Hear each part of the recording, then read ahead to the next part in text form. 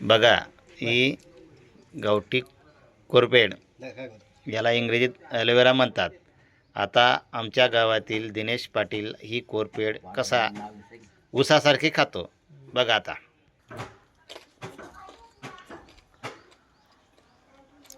अत्यंत कडू असलेली कोरफड दिनेश पाटील कसा ऊसासारखी खातोय बघा, एकदम बघा. आणि आपण शेवटी त्यांचं मनोगत करू. दिनेश भाऊ इकडं पहा तर, वा छान एकदम. बघाव, एकदम कडू असलेली ही कोरफड दिनेश पाटील एकदम आयुर्वेदिक,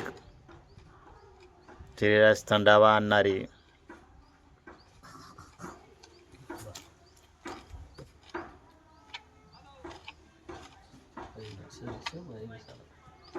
हे काम काही सोपं नाही.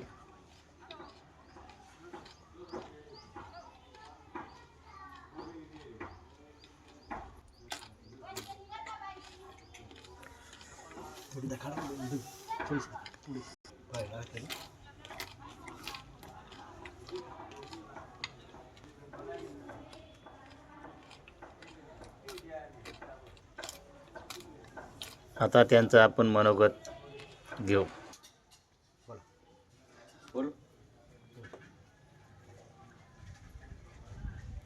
आपल्या गावात, आपल्या परिसरामध्ये एवढ्या नैसर्गिक वस्तू आहेत, पण आपण त्याच्यापासून अलिप्त राहतो.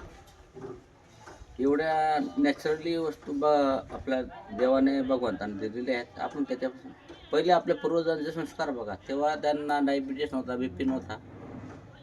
आपण त्या संदर्भाने आता गावठी कोरफड एक नंबर आहे. ती BP, शुगर सगळ्या गोष्टींना कंट्रोल करते. आणि काही विषय नाही, एकदा शरीर सवय लागले का, मी स्वतः पुरा करून दाखवला. काही विषय नाही, वरून गरम थोडंसं कोमट पाणी पिऊन घ्यायचं.